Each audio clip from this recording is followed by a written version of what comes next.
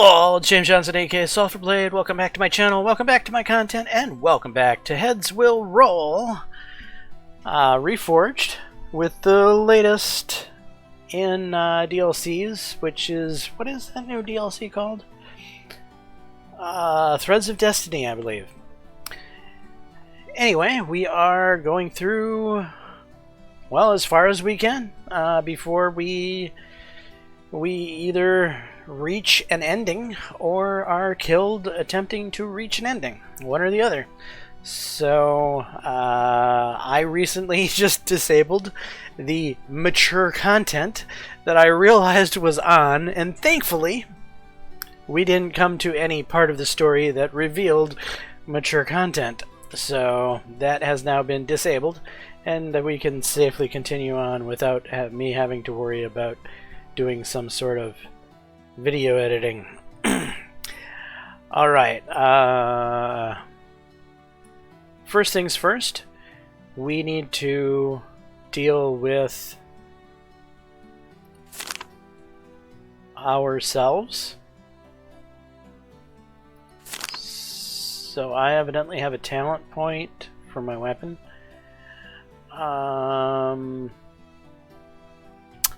We're going to go with an increased chance to bypass the enemy's shield with a melee attack. That's useful.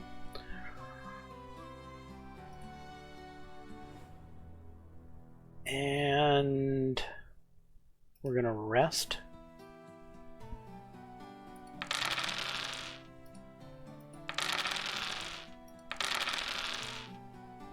And now I'm going to go talk. Strength lowered by 1. How much would it cost right now? It would cost me 30 florins at the moment. So I'm going to wait to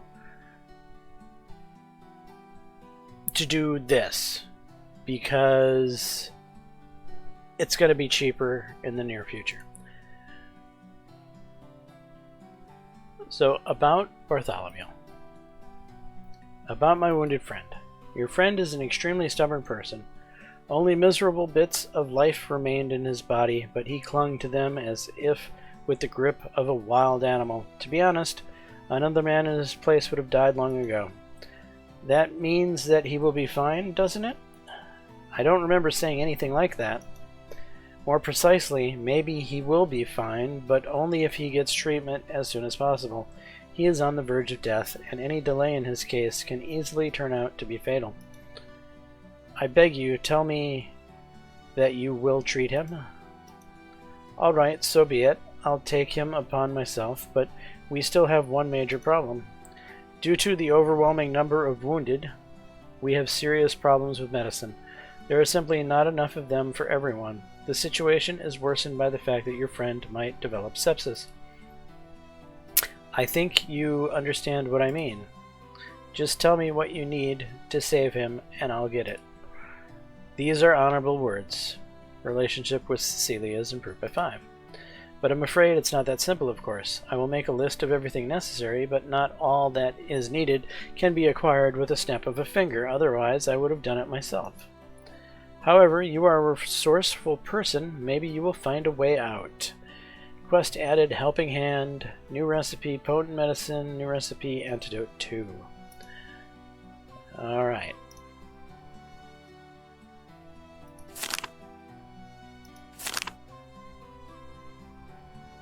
I need to make space in my inventory.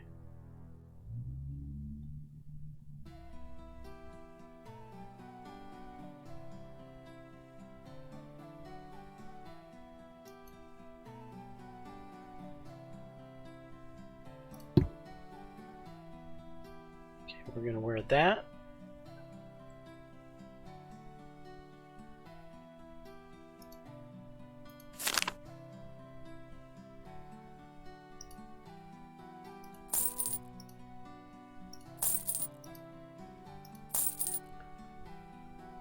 She wouldn't be very happy if I gave her that rusted sword, but it might be our option.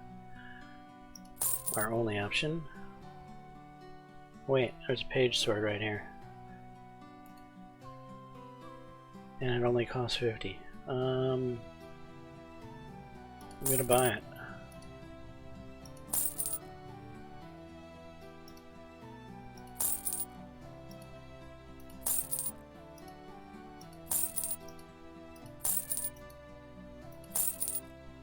I don't need the sharp dagger anymore.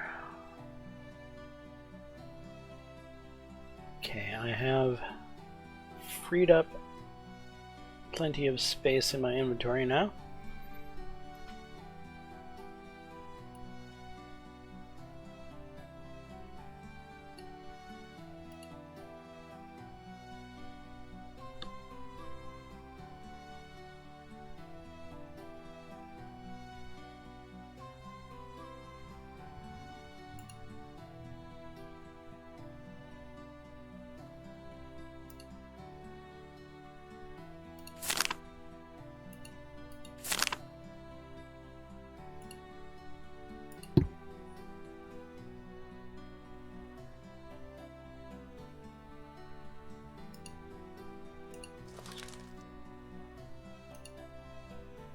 Okay.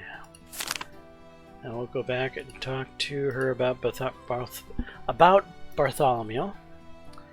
We'll give her the potent medicine, the antidote. I got everything you asked for. Are you kidding? Did you really get it all? My relationship with Cecilia has improved by 10. My virtue has increased by 10. Well, that's great. In this case, your friend's chances of making it out alive has increased greatly. I will take care of him personally, you can rest assured. EXP for completing this quest, plus 20. Do not take this as an indelicacy, but since you can get those kinds of medicines, can I ask you for a favor? Together, we could help treat many wounded. Yes, I'll try to get you more. I'm ready to do anything for you. This boldness catches Cecilia by surprise, and she raises her eyebrow.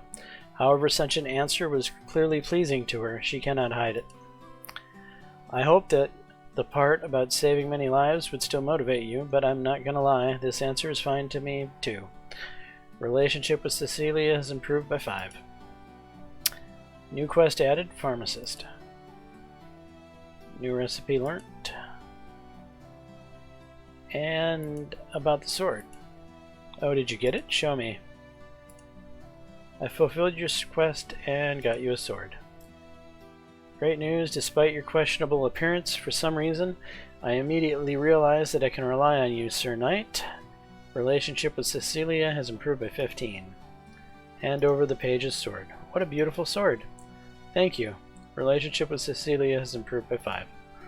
As for your reward, here, I believe this might prove useful in the coming days. Some coagulant and medicine. Okay. If you happen to get wounded, these medicines should help you hold on for a bit, long enough until you can come under my care. EXP for completing the quest, plus 20. Okay.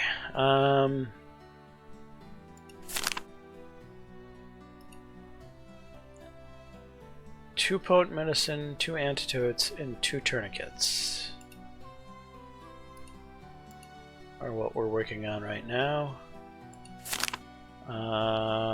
What's the recipe for tourniquet?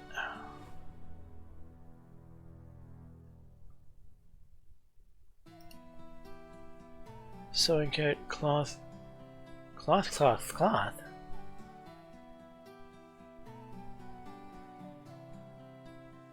What? I don't remember that being the tourniquet recipe.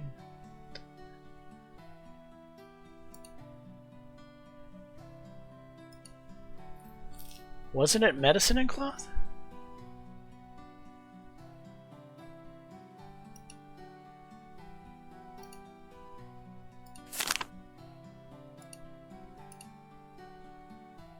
Huh.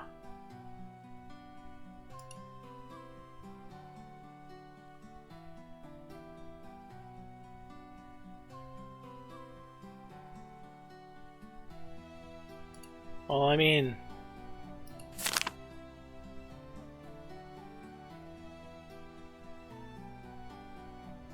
Oh, shit.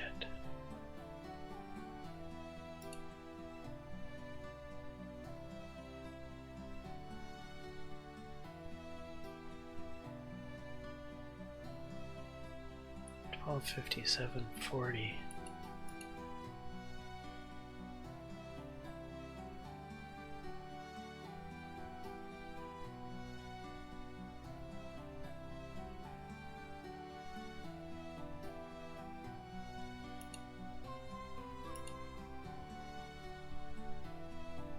Prestige of 2. Prestige of 2.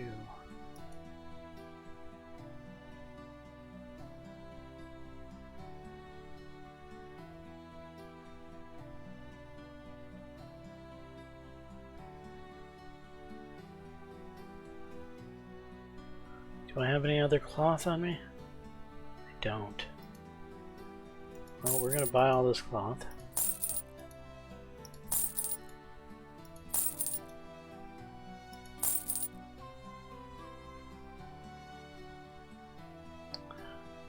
I'm gonna buy this.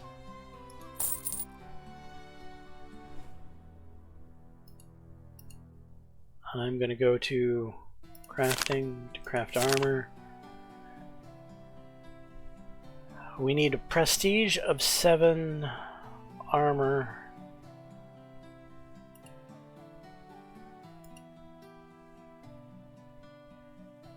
Does this one not work?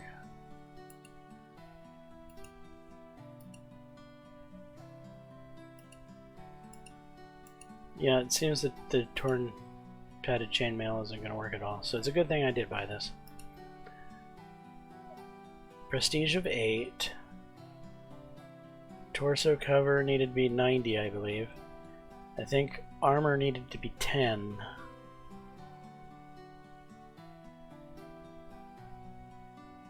I don't think neck cover was required.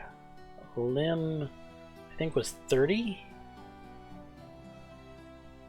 I'm pretty sure this will work.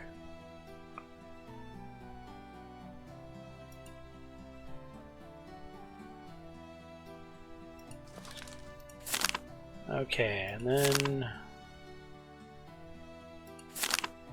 blacksmith, the order's ready. Everything looks to be in order. Here's the reward. I have to admit, you're kind of good at this. It's always nice to work with people who know their stuff. Hit me up if you want some more work. By the way, I've got some interesting stuff on my hands at times, usually leftovers from unfulfilled orders. Come take a look. Perhaps there might be something you're liking. Now, I've opened up this. This is pretty good to open up.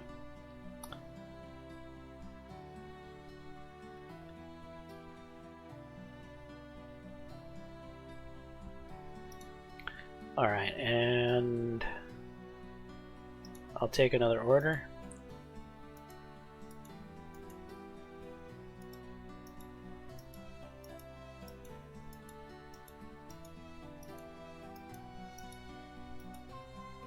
Imagine returning home to your wife blind. Not that there's much to look at in his case. I've seen his girl and she's a bit of a plain Jane, to be honest, but her face is pretty cute, I'll give her that. Different strokes. Whatever, so here's what we need. A helmet with a minimum of 14 armor and high coverage. Let's say not lower than 70. Everything else doesn't really matter. It's not like he's going to be parading before the king in that bloody thing. Our deal is the same. I'll pay you whatever it's worth plus 70 on top. Just don't take too much time with it. It's kind of urgent.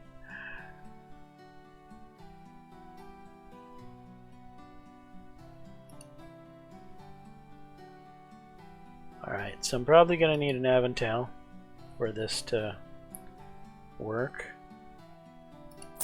So I've spent 75 coins on this project.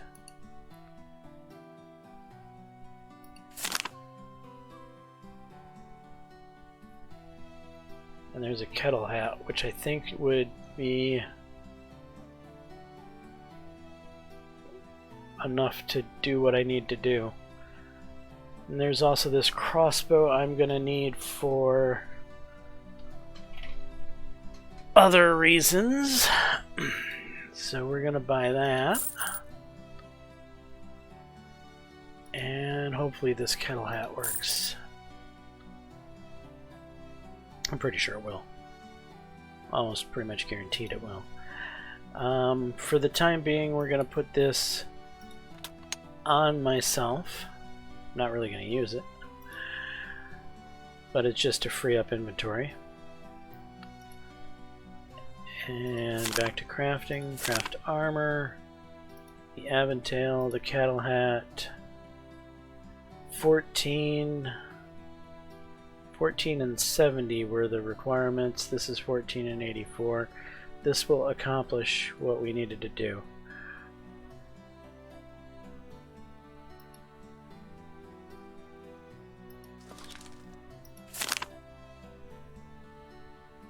And now we'll go socialize with Blacksmith.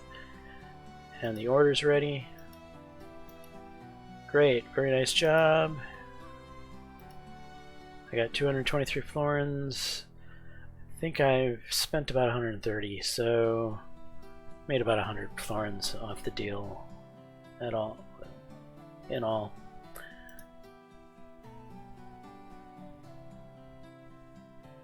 Alright, I don't really need any of that stuff.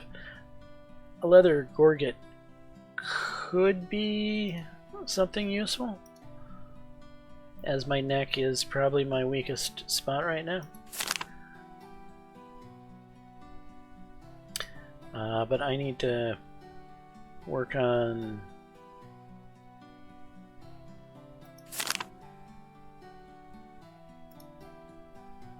transfer. Oh, I've got a piece of cloth here, good.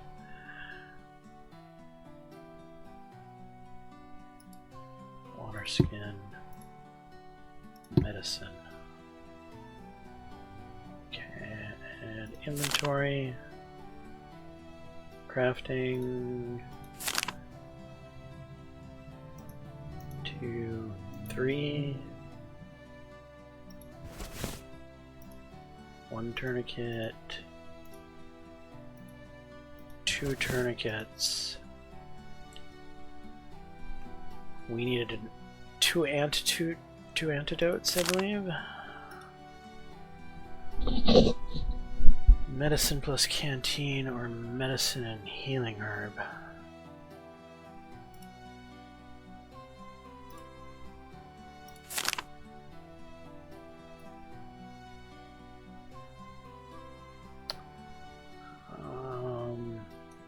We need canteens.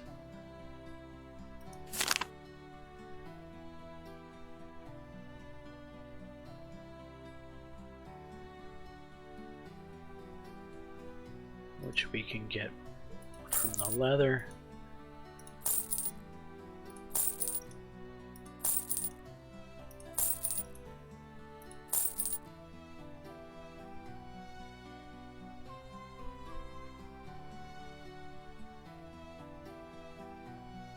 Running out of inventory space, so we'll leave that spot open.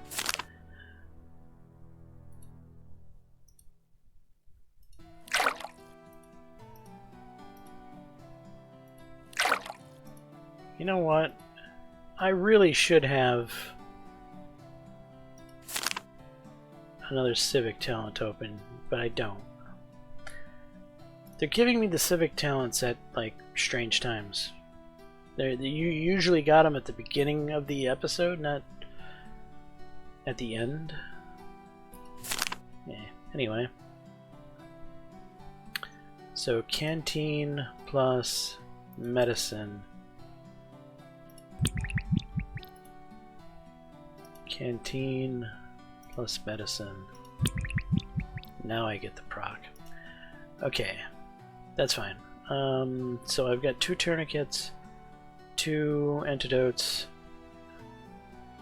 Okay, I'm gonna need a water skin plus a medicine for a potent. Oh, thank you. I should have everything she needs now.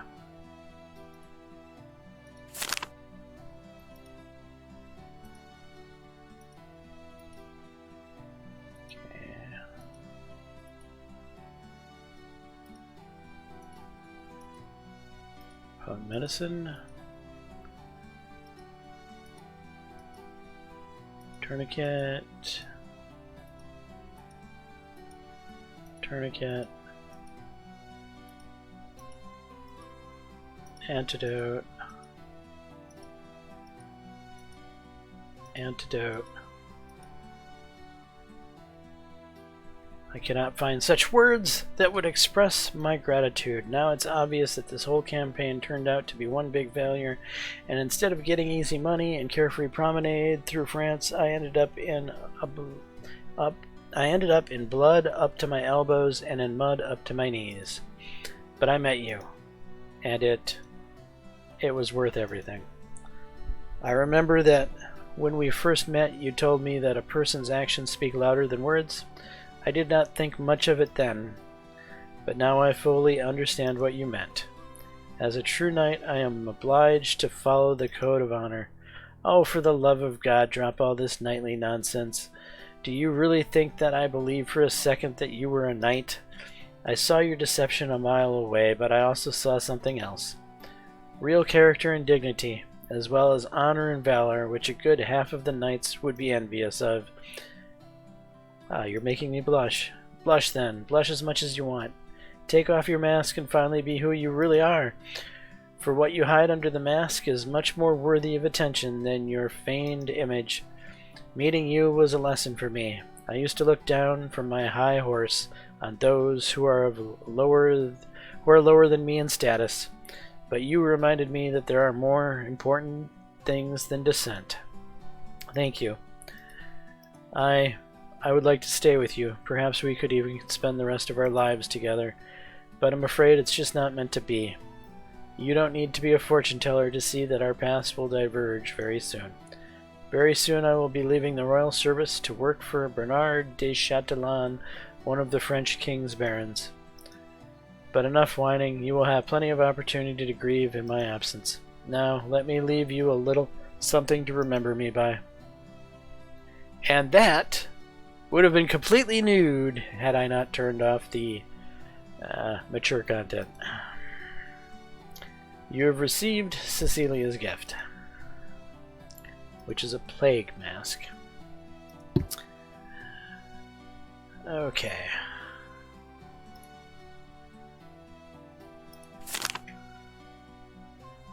We can get rid of this chainmail.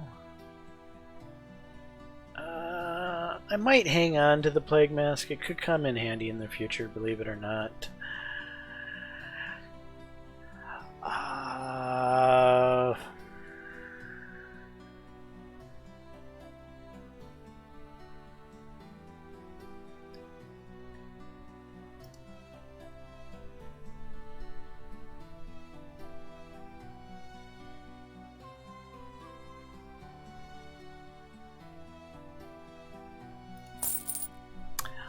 I might need this. I have more virtue than I usually do at this point, so I might be getting asked to pretend to be a priest, and I'll need that to actually pull off pretending to be a priest if I actually get asked to be a priest. I haven't had it happen in a while, but it used to happen all the time. But then again, I used to care about my virtue more than I have in latter playthroughs. Okay, where am I here? Character, chest. We'll stick this over here for now. We'll actually put the plague mask over here for now. Are we? Yeah, we're not going to need it in this particular time.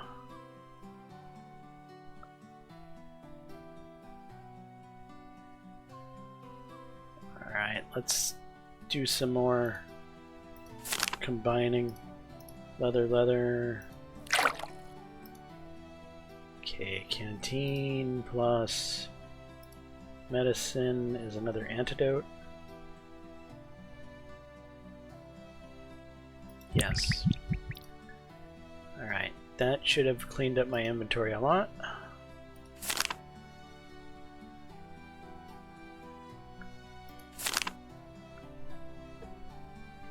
Okay, we're gonna throw this. No, don't use it. Equip it, please. Okay, coagulant is over here. And equip that antidote.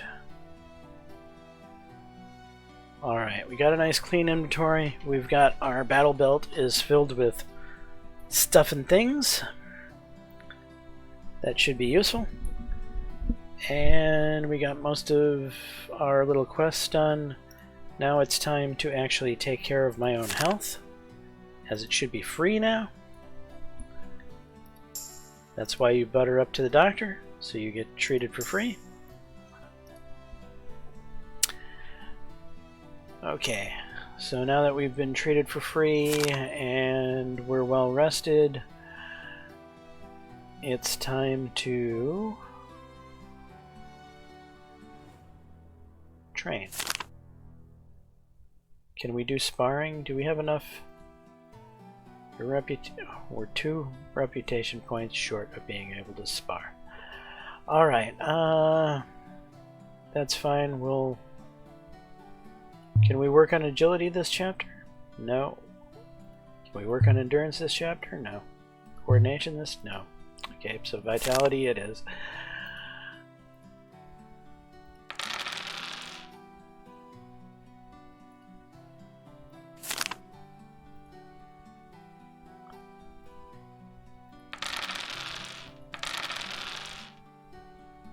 Shortly after the start of the siege, the camp starts to experience small supply disruptions. As you find out, the cause is in the wagon coming from Dunkirk that got stuck due to the roads being washed out by the rain. The king doesn't want to risk the morale and combat effectiveness of the army and gives the order to outfit detachments of foragers that will go to the surrounding settlements to collect food. Having distinguished yourself during the recent battles in Cambrai and being already acquainted with the Earl, you are placed in charge of one of these small detachments. The sergeant gives you a map of the area, of which several nearby villages are marked places that you have to visit. While instructing you, the sergeant urges you not to show excessive aggression towards the local residents, but also not to babysit them either. The soldiers need something to eat, and the peasants will have to share, whether they want to or not. Also, he said one should always keep one's ear to the ground when dealing with villagers. It is not for nothing that an old English proverb says, "In the woods there are fancy-ass pheasants. In the mud huts there are dirty-ass peasants." New quest added, Forager. In addition, the sergeant advises you to take a good look at the surrounding places, and if you come across a place that the foragers have forgotten about, and where you can still get hold of some food, be sure to report it to him. For a reward, of course. New quest added, Plain Sight. Okay, so now we're off to start those quests. We're going to start with Village 1. After about a 2-hour journey, you reach a settlement called Barfleur, located west of Cambrai. The village looks frankly poor, and one of your companions immediately says that the peasants here probably don't have anything even for themselves. The peasant you come across on the way looks tattered and intimidated, and do not at all resemble wealthy people you could take something from. Taking a good look around, you find the village headman, whose words only confirm your observations. There is nothing to take in Barfleur, because the locals themselves can hardly make ends meet. The soldier looks at you inquiringly, awaiting your decision. Offer the peasants to sell their food for a small amount of money. Not wanting to bleed the people dry, but at the same time not daring to disobey the royal order, you try to find a compromise, and offer the villagers to sell their food to you.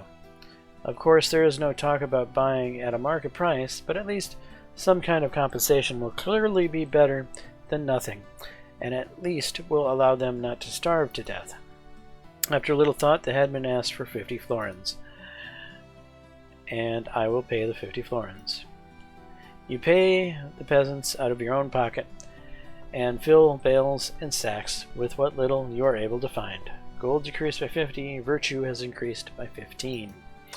On the way back, you overhear the conversations of 2 soldiers calling you a good Christian and thanking you for not making them take the last crumbs from the people. Reputation with the soldiers increased by 3. Alright, my virtue is at 40. I might have enough virtue to pull off this next this next step.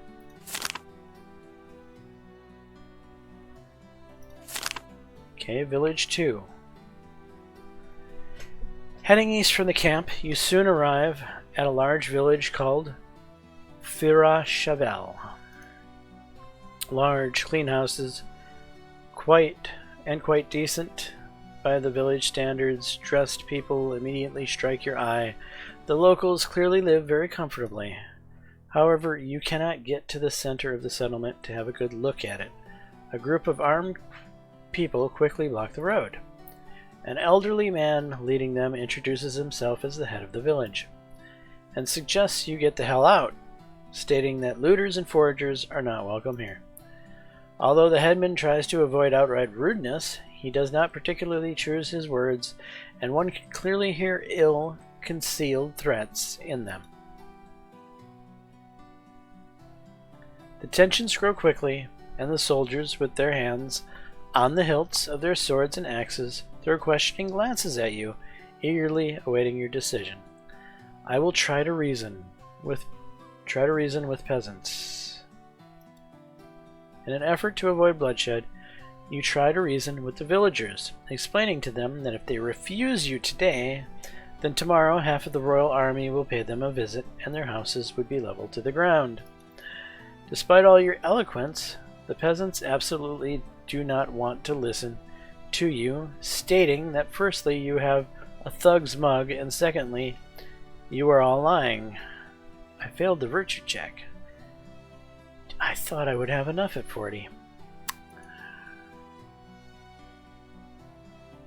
Well, we're going to have to resolve the matter by force. You're not going to just stand there and endure insults and threats from some filthy peasant. Without wasting time or unnecessary thought, you immediately smack the headman in his cocky face and draw your weapon.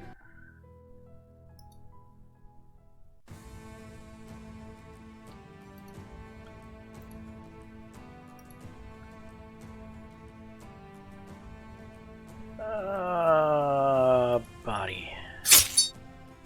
Down you go.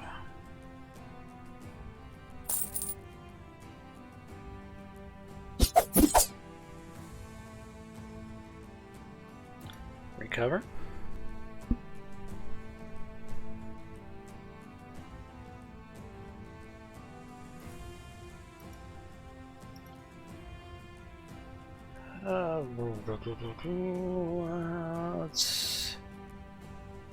Let's go for body again.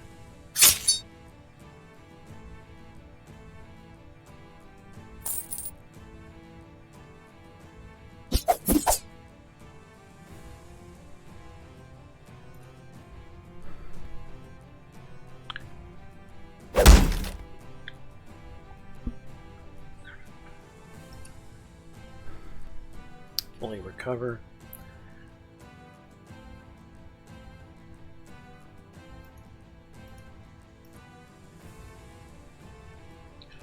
Well, we might as well go with the head. Off with the head.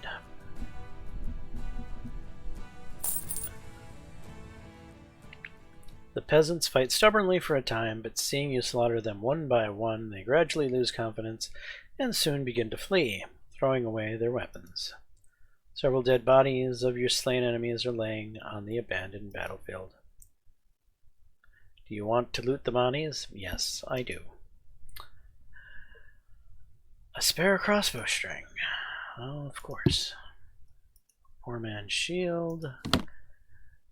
Improvised shield. Wooden club. Iron helm. Realizing that the defense of the village has completely failed, the headman throws his weapon to the ground to the rest of the villagers, begging to spare the population of Firashavel, not to kill the people and not to burn houses. The soldiers are only amused by his begging. Some of them are already rubbing their hands in anticipation of good booty. And someone already raises an axe over the head of the headman. I'm going to stop the execution. At the last second, just a moment before the headman would have to part with his head, you manage to stop the execution, deciding to spare the peasant. My virtue is increased by 10. Following this, you also prohibit plundering of the village, ordering to take only the only equipment of the killed militiamen as well as the necessary amount of food that was ordered to get. The members of the squad are very unhappy with this turn of events, claiming that they have been deprived of their legitimate booty. After a certain amount of bickering, you manage to keep the situation under control, but not without a blow to your reputation. My reputation with the soldiers has decreased by 10. As a result, you leave the village untouched after collecting the necessary amount of provisions. Alright, and now we're going to go to our character, and we're going to do something strange.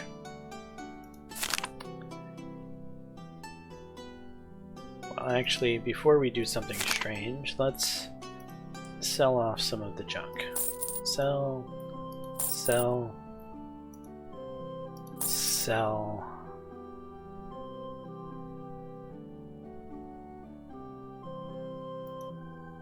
Sell.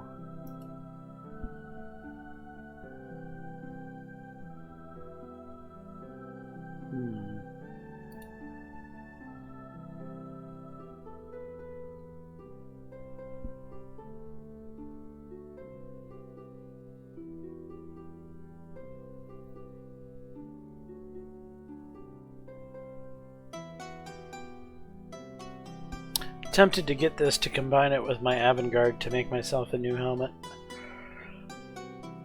But I could do better than this, honestly. So I'm not going to do it. Actually, I'm going to go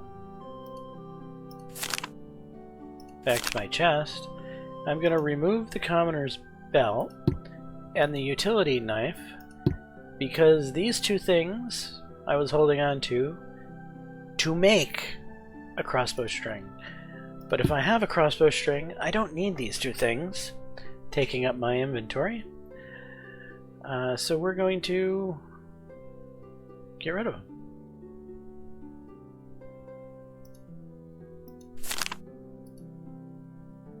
Goodbye.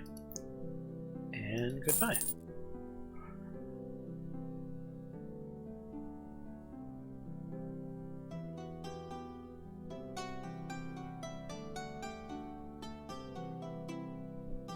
All right.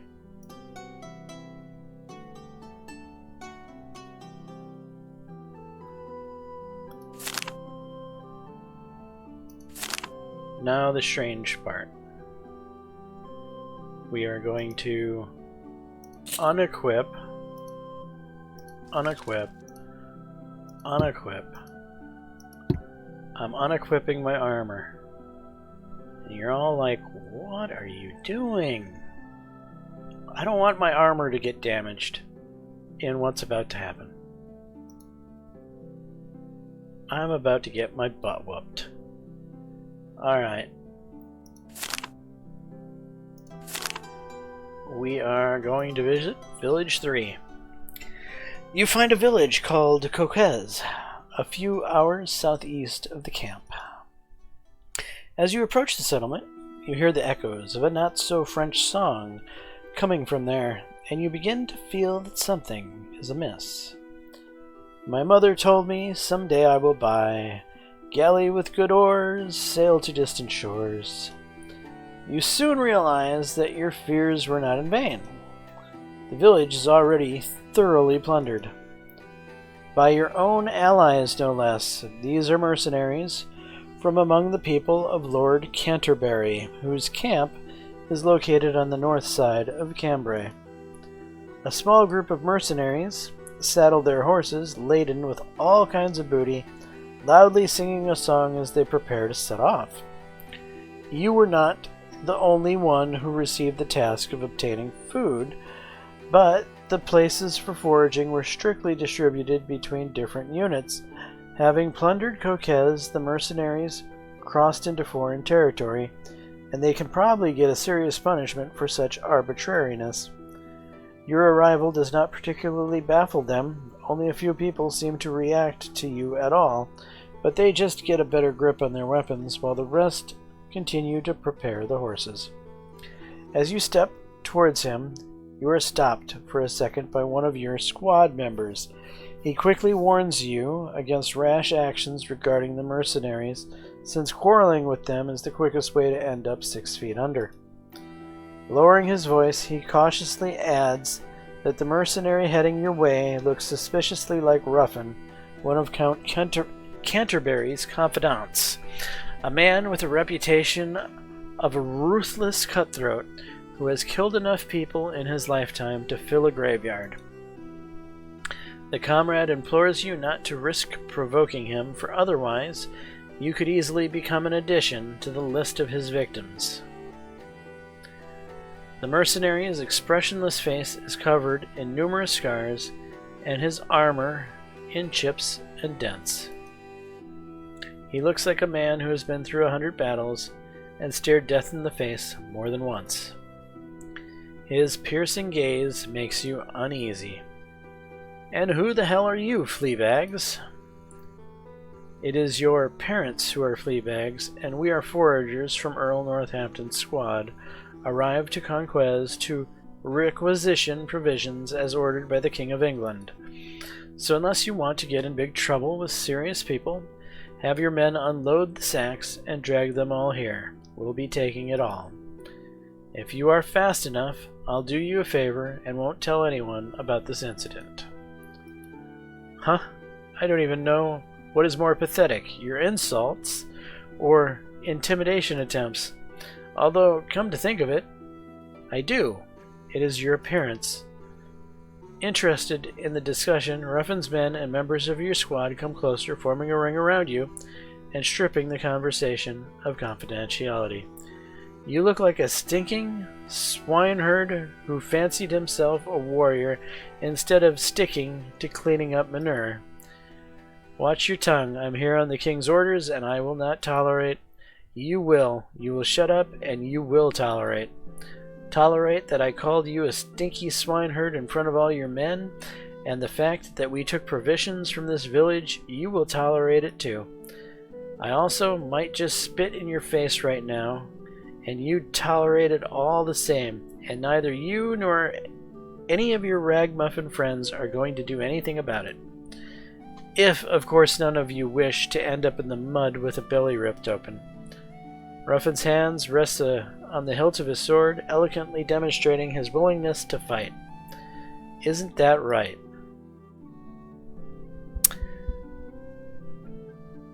So much of that whole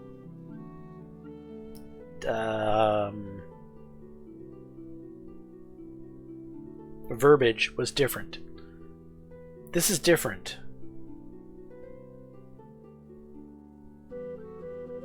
This went down differently. The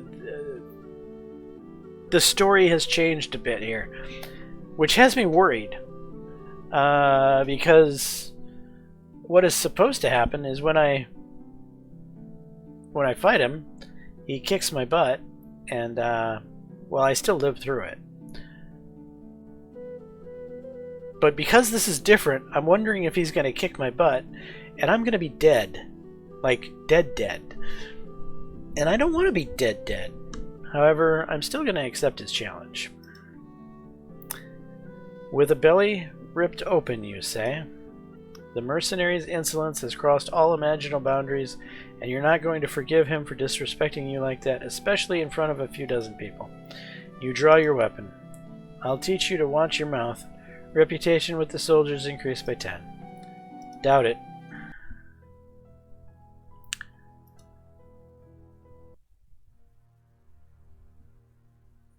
And normally I'm standing on this side, and he's standing on this side. They've even flipped the sides around here, which is kind of strange. And wow, I have a 14% chance to hit. That's incredibly high.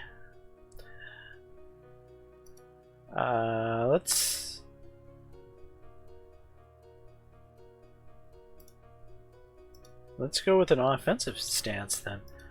Usually I can't even attempt to hit him. I missed. Damn it.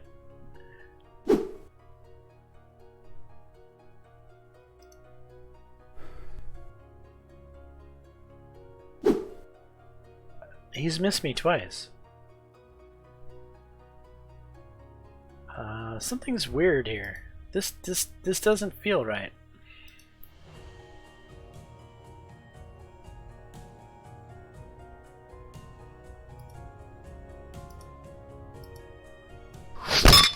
I actually hit?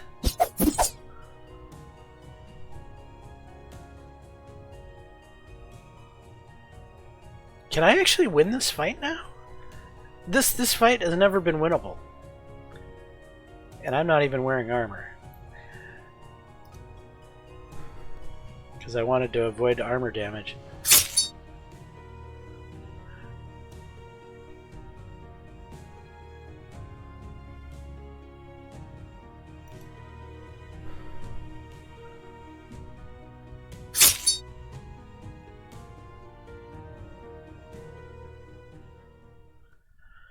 The miracle that you were hoping for does not happen, and as would expect, the encounter with the seasoned mercenary doesn't go in your favor.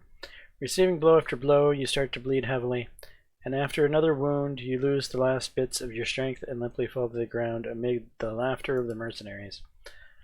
Felt like a bag of shit, states Ruffin, wiping the blade of his sword on your clothes, and fought like one too. After asking your men whether any of them still wish to voice any grievances and receive no response, Ruffin shrugs his shoulder, turns around, and walks away in the company of his comrades. As he walks past you, he slows down for a second and whispers, "Welcome to the war, son." When the mercenaries ride off, your comrades rush you to administer first aid. Although you did not emerge victorious from this battle, the fact that you found the courage to challenge Ruffin has certainly increased your standing among the peers. Reputation with soldiers increased by 5, virtue increased by 5. Realizing well that there is definitely nothing worthwhile left in the village, you nevertheless decide to quickly walk through the houses, and immediately you come across an unpleasant surprise. Almost in every house you are greeted by the owners, with blank stares of their cold, dead eyes. Ruffin's men not only plundered Conquez, appropriating what should have been yours, but also slaughtered almost all of its inhabitants. And you've let them get away with it. You are well aware that the odds were stacked against you, yet you can't help but blame yourself for what happened. You swear that the next time you meet Ruffin, you will make him pay for his actions. Next quest added, eye for an eye. Your squad returns in complete silence. Upon returning to camp, you are promptly escorted to the doctor, leaving Cecilia horrified by your state. When you attempt to recount the occurrence, she shuts you up, telling you that you need to conserve your strength. The girl remains by your bedside for the remainder of the evening, tending to your many wounds. She is initially unreceptive to your attempts at conversation, but after a few hours, when your life is no longer in jeopardy, she relents. By midnight, you find yourselves engaged in a conversation about everything under the sun. When you finally fall asleep, Cecilia sits next to you for a long time, watching over you. Your relationship with Cecilia has improved by 15. Injury healed. And this would have been naked had I not deactivated the setting. After visiting all of the villages marked on the map, you return to the camp where the sergeant is already waiting for you. Seeing that you are not returning empty-handed, he immediately brightens, praises you for a job well done, and promises to put in a good word for you with the Earl and arrange an early promotion. Reputation with the Earl increased by 10. However, when it comes to counting the provisions you have delivered, the sergeant notices that it's clearly less than it should have been from 3 villages. In response, you also tell him about the encounter with the gang of mercenaries in the village of Conquez. This story is very perplexing to the sergeant, and he promises to report this incident to the Earl. EXP for completing the quest, plus 20. Alright. It's time to put our clothes back on. Oh, now we have a civic talent. I don't know why these civic talents are showing up at strange times. Huntsman, Haggler, Manager, Gambler, Craftsman, Casanova.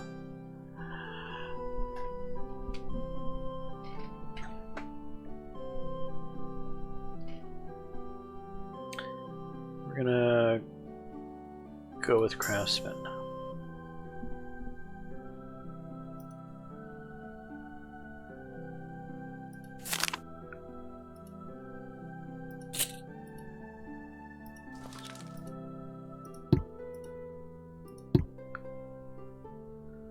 Alright, my armor's back on.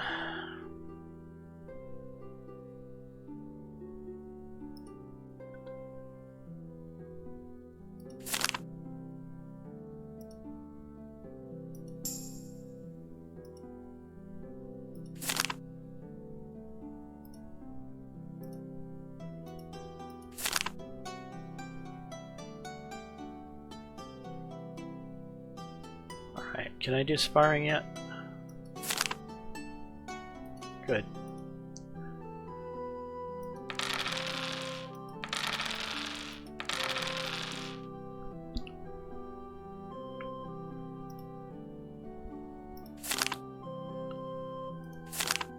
Alright, I need to go report back to the Lambert estate to Ava about what happened. I don't even know how to greet you, as a hero or as a villain.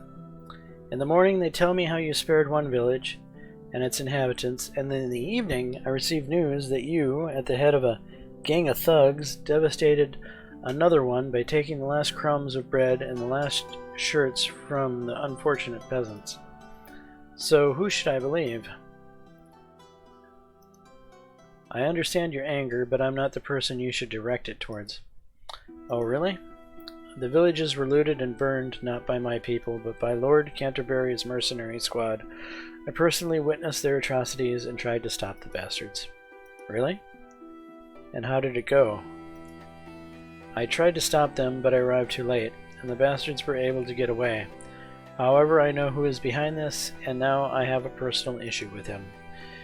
When I get to him, you can be sure that he will pay in full for everything he has done, including what he did to your people. I believe you, and I will pray that retribution will find the damned marauders. Relationship with Ava has improved by 5. As for your promise, let God be the judge, for I will not accuse you of anything. Virtue decreased by 7.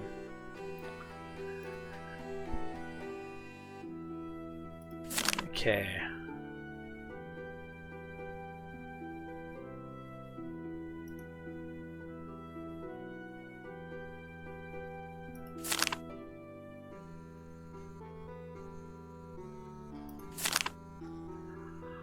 I'm going to try to do some scavenging. You get out of the camp and go to the surrounding forest to replenish your supplies, heading towards unknown adventures lying ahead. The main purpose of the journey is to get all sorts of useful herbs and plants that can serve as ingredients for alchemical potions, but you are also not adverse to hunt if the opportunity arises. After a while, your search leads you to a thicket of the forest where you notice a deer. You immediately reach for your crossbow, however, as you raise it, you realize that it's not loaded. While you are fiddling with a tight bowstring and trying to load a bolt, the deer safely disappears into the wilderness, so you have to content with herbs you found.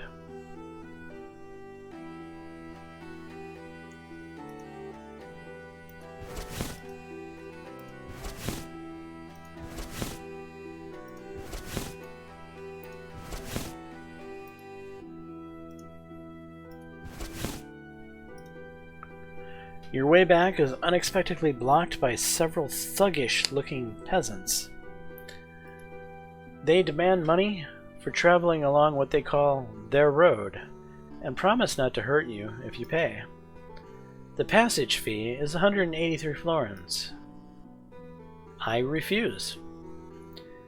But sharing your money with a bunch of brazen peasants is the last thing you're going to do. Negotiations are clearly reaching a dead end, and the issue will have to be resolved by force. I'm looking forward to looting your corpses. Okay, what do we got here? No crossbow, no poison, and no crossbow. We do have poison, however.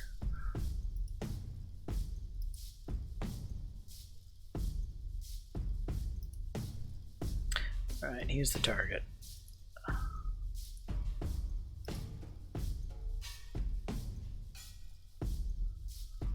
Good chance for the head.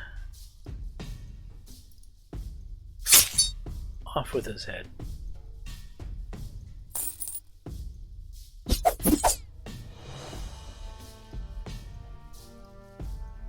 Oh, I'm still in offensive stance.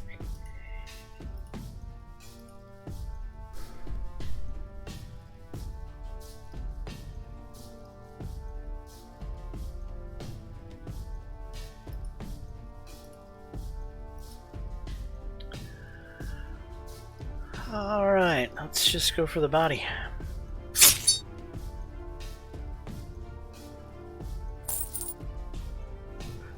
With all the enemies dead, you can now loot their corpses.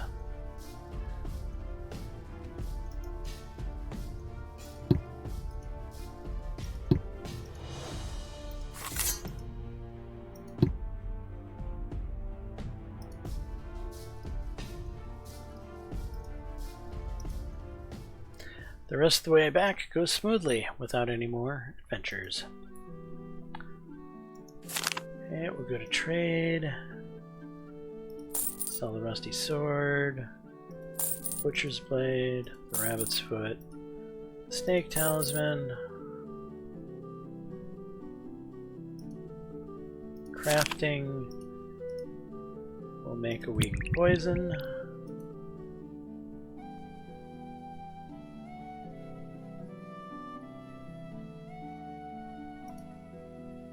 Leather and leather. Make some canteens.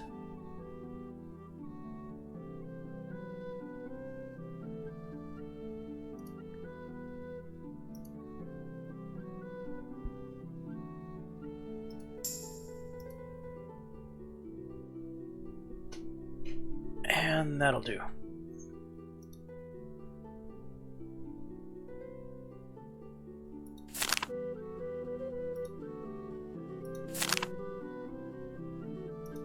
Could do with a little bit of rest.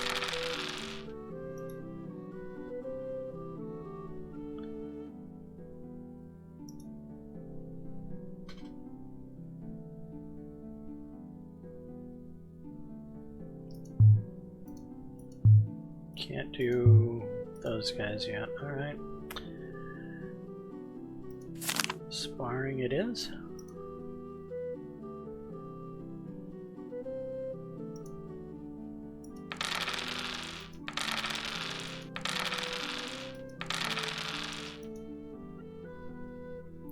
In an attempt to somehow brighten up the incredible gloom of everyday life in the siege camp, one of the knights from Count Sunderland's entourage is organizing a fistfighting tournament. Each noble lord will nominate a single champion from their retinue. When you bring Earl the news about the upcoming tournament, he, being busy with the development of his ingenious plans to conquer the city together with the prince, does not pay it much mind. And so he suggests to send you there.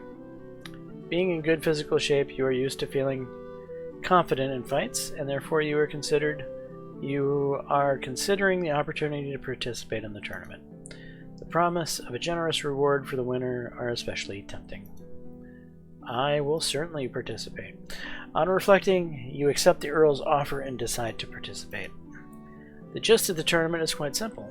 All fights consist of 3 5-minute rounds, according to the results of which the judge determines the winner who has delivered the most significant blows. Also, the fight can be ended prematurely if one of the fighters surrenders, is knocked out, or otherwise loses the capability to continue the fight. Your opponent turns out to be a big lad, Fulton Everly, a cavalryman from among the people of Lord Canterbury. Ideally described as a hefty chap, Fulton is almost more wide than tall, and has remarkably physical strength. However, like most big guys, he certainly has stamina issues that will become apparent in later rounds. In any case, the fight with him will not be easy. Looking around the large crowd of spectators, you notice Cecilia just a few seconds before the start of the fight, who watches you with interest. You catch her gaze, but a moment later, a gong sounds announcing the start of the battle, and ridding your head of all the extraneous thoughts. What is your strategy for the first round? Well, I'm going to engage in close combat. Demonstrating your fearlessness, you start the first round with a reckless close-range exchange. To the surprise of the audience, who was expecting that the big man would literally break you over the knee, the fight is almost on equal footing. Strength check passed. Moreover, you manage to emerge victorious from most powerful blow exchanges at a close distance. Fulton got his clock cleaned, and so he ends the round already unsteady on his feet. The advantage is definitely yours. Endurance check passed. What's your strategy for the second round? Well, I'm going to go right back to strength. You start the second round with confident performance at close range. With a series of heavy body punches, you knock the air out of Fulton, forcing him to go into a deep defense mode. Most of his attempts to respond are extremely unconvincing, and by the end of the round, you have no doubt that the second segment is yours. Seeing that the enemy almost doesn't protect his upper body with his hands, you put all your remaining strength into one last strike, almost blowing poor Fulton's head off. The defeated enemy crashes to the ground and begins to show at least some signs of life only a few minutes later. As a result, you execute an excellent knockout, which brings you victory and a thunderous ovation from a crowd of spectators. Reputation with the soldiers is increased by 15, reputation with the Earl is increased by 5. The promised reward is not long in coming, 55 florins. And now, we will go talk to the lady. I saw your fight. You looked great. I never considered myself a fan of this kind of entertainment, but this time, for some reason, I was captivated. And I was rooting for you.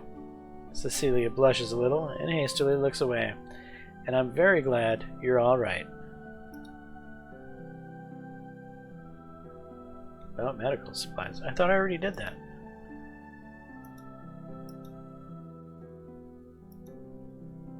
Improved by 15, reputations with the soldiers increased by 15, virtue increased by 25, EXP for completing the quest plus 20.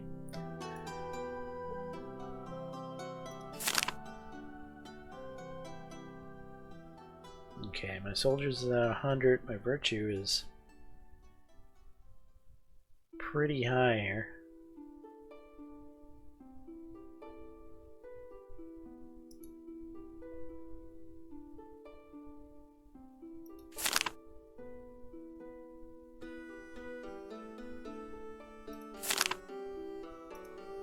Spar again.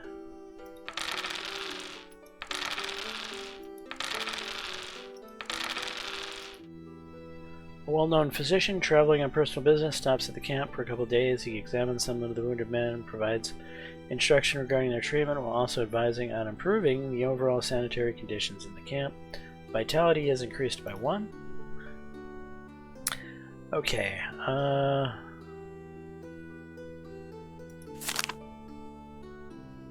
yeah, I'm all crafted up.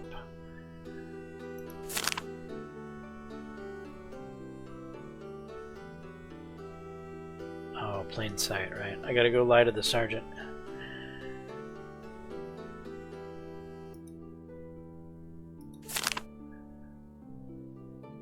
Am I gonna lie to this? I'm gonna lie to the sergeant.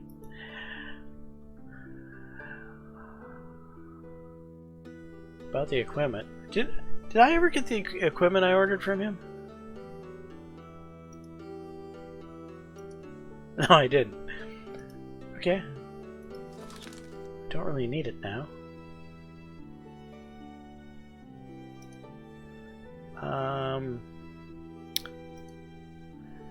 Have you found anything worthwhile? We have lots of mouths to feed here, you know.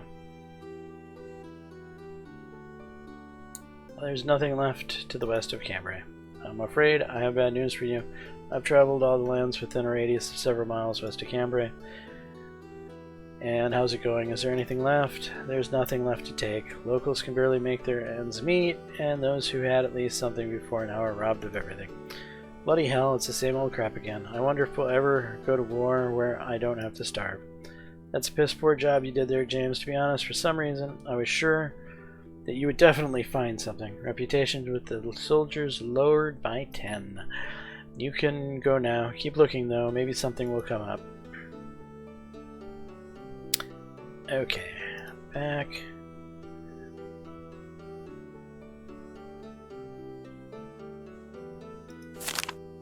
I don't need this low quality mail anymore. We'll sell it.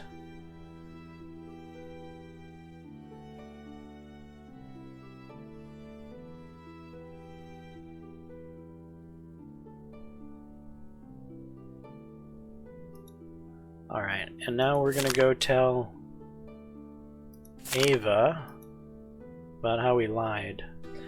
You again? I can't believe my guards didn't shoot you on sight. Someone's getting demoted, that's for sure.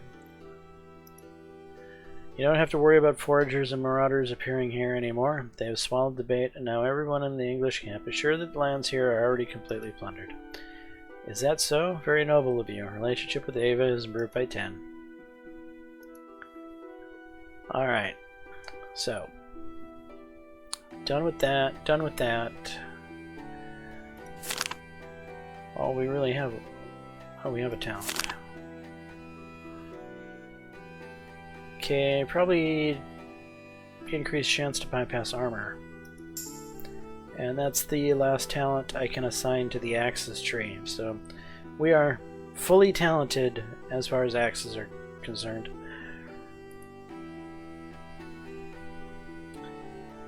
And sparring. The Earl has requested us for an important immediate thing, huh? Okay. Go see the Earl. Ah, James, glad to see you in one piece. Yes, it's sad that even with such brave men as you, luck still doesn't turn to face us, and we continue to hang out under these damn walls. However, all is according to the will of God. As for you, you showed yourself excellently during the assault. I think my increased respect for you will be an excellent reward. Reputation with the Earl has improved by 15. I'm just gonna take it. I'm not gonna risk it. Well, thanks for nothing, I guess. Impressed by your service and accomplishments, the Earl decided to promote you. You've been promoted to Man-at-Arms. Okay, and let's do some resting.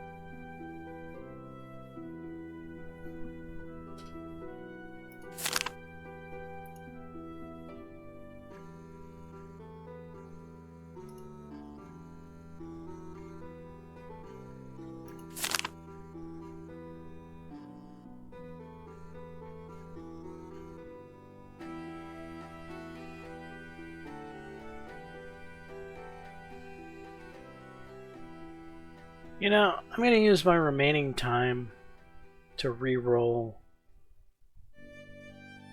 this in hopes that I might find some of the damn stuff the sergeant wants.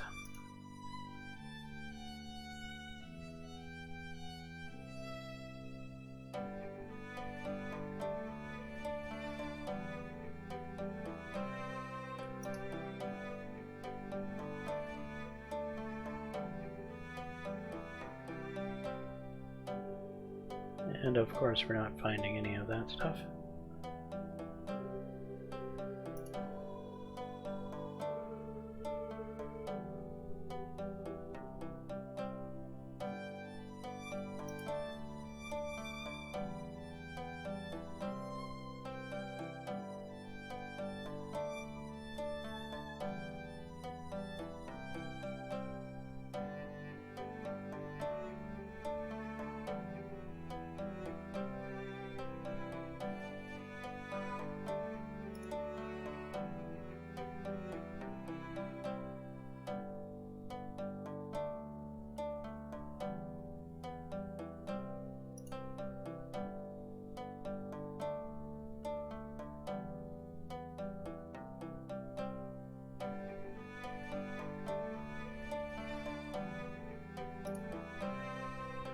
Other boots.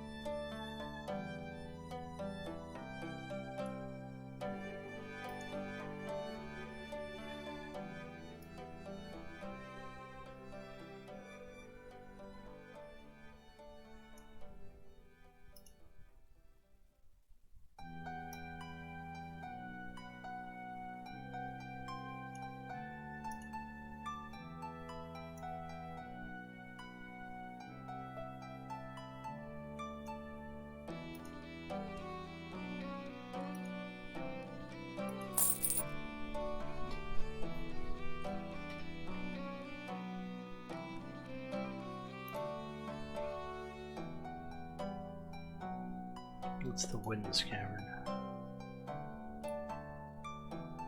I don't think I've ever seen the leather sheaths ever for sale in here.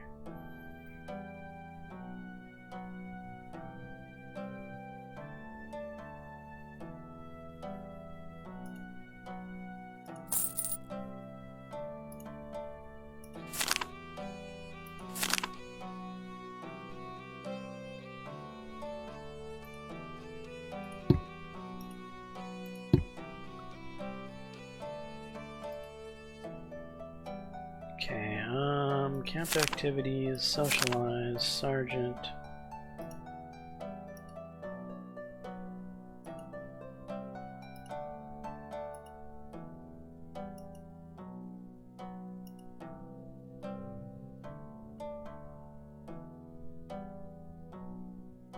Okay, and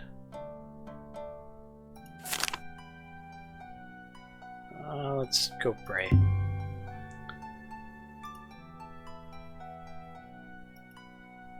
The air in the camp's filled with tension as the English army is getting on for the second decisive assault. The initial plan of a lightning-fast campaign and fast advance into French territory, as envisioned by the king, is not just at risk, it is about to come apart at the seams. Any delay can result in incalculable risks.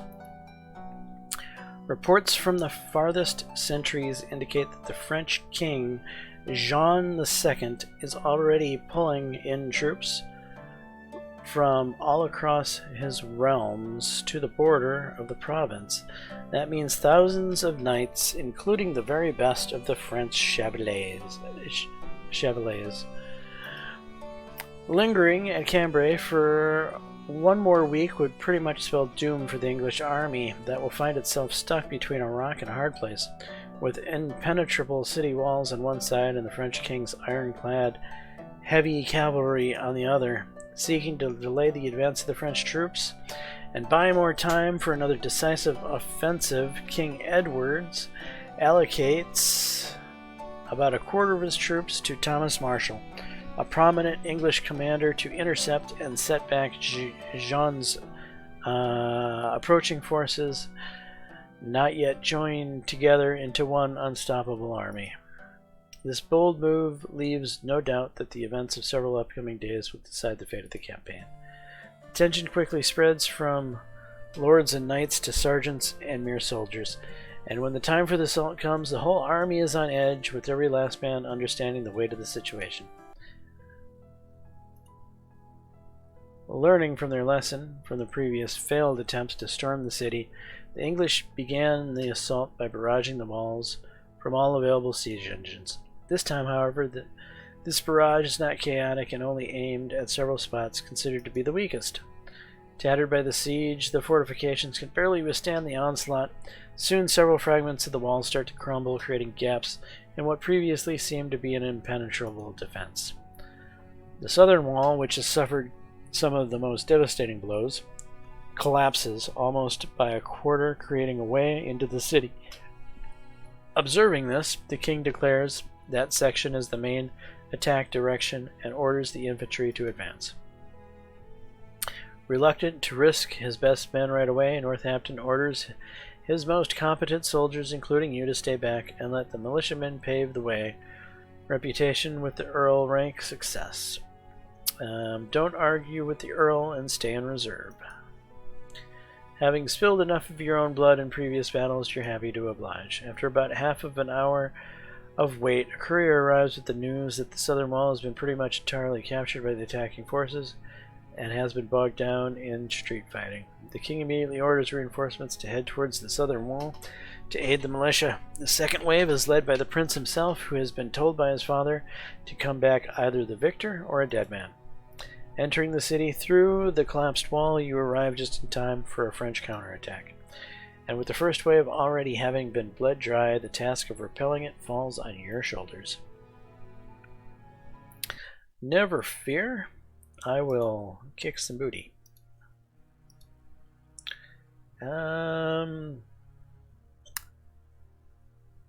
Sure, let's go for a head. Down he goes.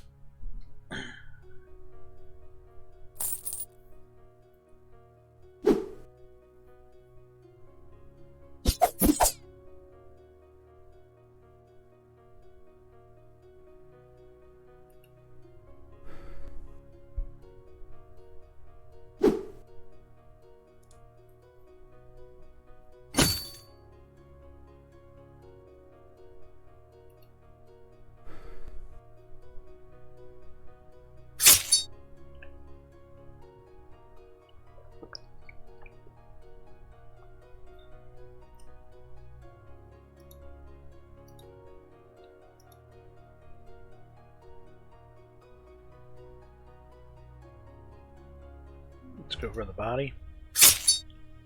He's down.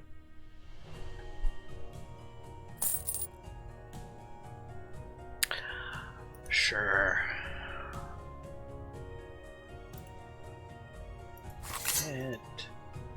Get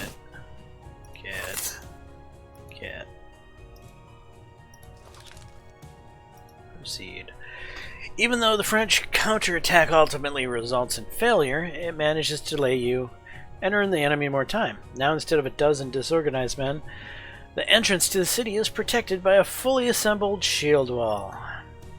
Immovable as a monolith, it easily repels one English attack after another. Winded and bloodied with each failed attempt, your allies are less and less eager to continue pushing forward. In the absence of volunteers, it falls to you to lead another charge. Have no fear, I am here. With Bartholomew. Now, I gotta find a way to keep Bartholomew alive through this. Alright, we're gonna start off with Split Shield.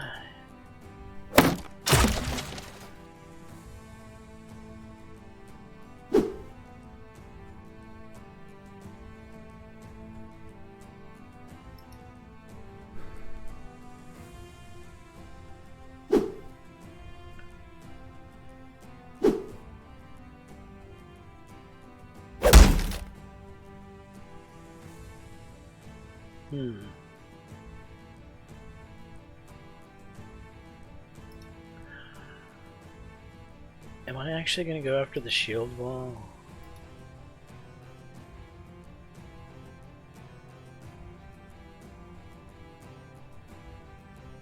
I got a pretty good chance of hitting the neck. I'm going to try it since the shield's down. I hit!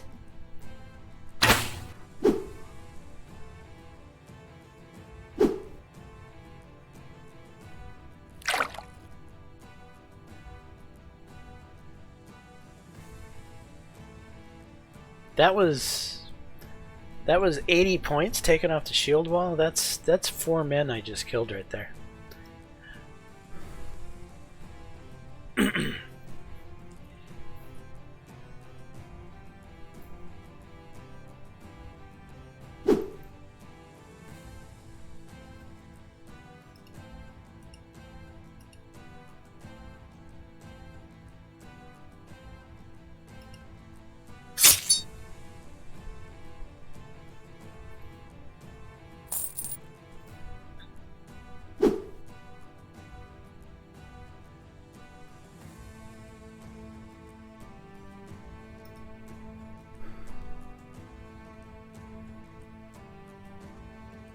Bart, you really need to keep your stamina up.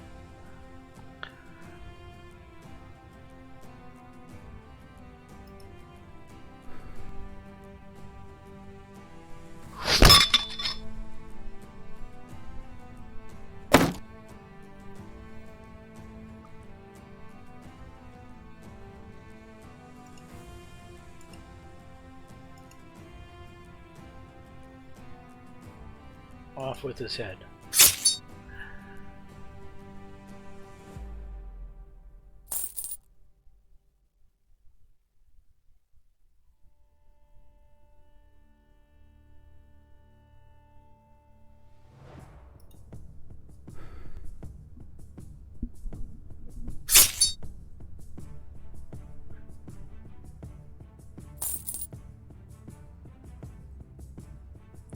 Fighting like a lion, you almost managed to single-handedly do the impossible. To break through the wall of shields formed by the French. Reputation with the Earl increased by 10, virtue increased by 15. Attacking over and over again, you incapacitate one enemy after another. Inspired by your courage, other soldiers begin to fight more boldly, and now the Prince is able to launch a new powerful attack that sweeps away the French defenses. This time there can be no doubt. The enemy is fleeing, and the city is almost taken. Several bodies lie on the battlefield. Would you like to? Of course! Why do you ask?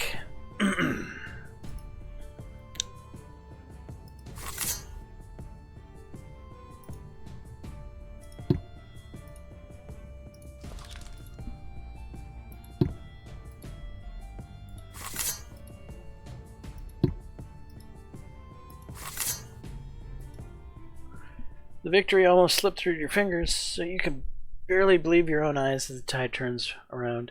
After several long months of the siege, the town is finally taken. You were among the first English troops to enter the town, so you were able to take great spoils of war. In the evening, the king holds a big feast in honor of the victory. It has been a long time since you could relax and unwind like this, and it dawns on you that you are doing not half bad, actually. Unlike many of your comrades in arms, you're still alive, active, and in good standing with the Earl, who is open to promoting you. This positive thinking leaves you with a strange new sensation that was not there a moment ago. Confidence? You fall asleep fast and sleep well. Per Edward's plan, the victory at Cambrai should have been the opening to proceed inland. No one planned to stay in the captured town for long, but what happened the next morning was exactly what everyone was trying to avoid. French colors appear on the horizon. The king realizes that his army needs time to recover and makes the unexpected decision to harbor his troops in the town and its outskirts, expecting the walls to do him as good a service as they did the French. In just one day, you turn from the besiegers into the besieged.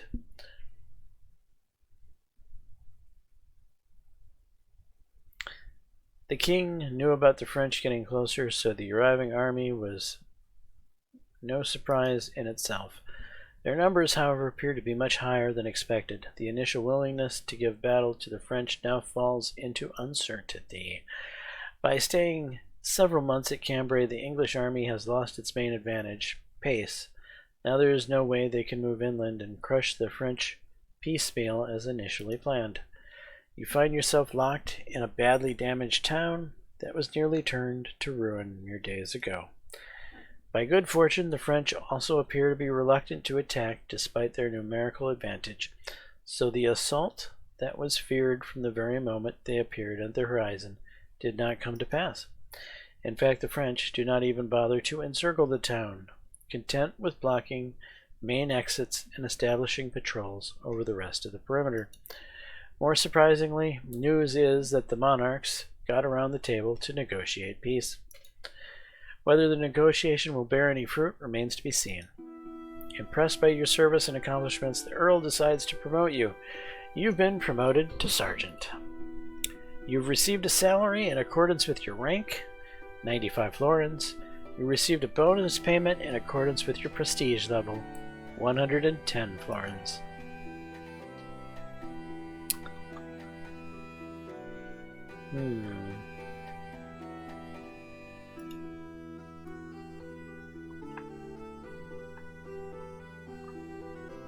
Oops, didn't mean to do that. After capture of the city, most of the lords and commanders of various detachments of the royal army rushed to seize all the most prominent and wealthy buildings in the city, making them their makeshift residences. In an attempt to snatch a bigger piece of the pie, the lords immediately started squabbling over the houses of the rich merchants, as well as the city hall. The appearance of the French army in the horizon did not in the least temper anyone's ambitions, and the disputes of the lords resulted in several bloody skirmishes between their people. It was possible to put an end to the brewing storm only after the personal intervention of the king, who resolved all the disputes himself. Lord Canterbury was the most aggressive participant in these clashes, actively challenging the role of the Earl and his people as heroes of the last assault, and trying to secure this title for himself. However, despite the groundlessness of such claims, the king took his side in the dispute, allocating the city hall as his residence, one of the richest and most beautiful buildings in Cambrai. The Earl, on the other hand, got a house of one of the wealthy merchants as his residence, a very decent place, but clearly not even close to falling within the definition of the best in the city. Despite the obvious reasons for dissatisfaction, the Earl did not express any negative reactions in public, demonstrating that he would not dispute the king's decision and is satisfied with it. And now, having arrived at his residence on orders, you find him in a good mood. After exchanging greetings with the Earl, you follow him into one of the inner rooms of the mansion where the prince is already waiting for you at a massive table heaped with maps, papers, and documents. And here he is, the reliable person you asked to bring. Ah, James, my boy, the conqueror of Cambrai himself. Good to see you, James. As you yourself should understand, we called you here for a reason. There is a very important task that requires a smart person to carry it out. Of course, for an appropriate reward. You can always rely on me, but only if it can rely on you too, if you know what I mean. For a second, an awkward silence hangs in the room, and you already begin to regret what you said. However, after exchanging meaningful glances, the Earl and the Prince both grin. Reputation check passed. Ha, he is clearly not that stupid, that guy. You bet. I wouldn't trust him with our business otherwise. You're right, James. If there is a matter then there must be a reward. Moreover, you have already shown yourself capable more than once. Digging in his pockets, the prince fishes out a small clinking pouch and tosses it on the table in front of you. 75 florins. Well, as you can see, you can definitely rely on me. Now it's your turn to prove yourself, so listen up. According to the prince, despite the seemingly inevitability of the big clash with the approaching French army, in reality neither side wants to initiate a battle. The hastily assembled French army is far from being as strong as it might seem at first glance, and King John himself doubts its strength more than the others. Whereas Edward's troops are exhausted by the long siege of Cambrai, which turned out to be a much more difficult and bloody endeavor than was planned. In addition to the defeat of Thomas Marshall's detachment, which was previously sent by the king to delay the advance of the French and buy us time for the assault, turned out to be extremely painful for the English army. Edward understands that by and large the military adventure he has started has failed, and there can be no talk of any continuation of it. He will have to be content with only the booty that was taken in Cambrai and the plundered environs of the city, as well as the political successes. The French in this situation are also quite willing to settle for the restoration of the status quo and the retreat of the English back to their homeland. Moreover, the parties have already begun negotiating on signing an armistice treaty, and it would seem that the war could be considered over. But not everything is so simple. It is important for both parties to save face in the negotiations, and no one is going to yield. You should understand that we have few trump cards left now, and therefore it's vital to come up with at least something that would tip the scales in our favor when it comes to negotiations. Do we have a plan? We always have a plan. One of the key people in the French army is William de Roche, an old war dog and the right hand of King John. At his prime, he alone shed more blood than all the knights of England put together.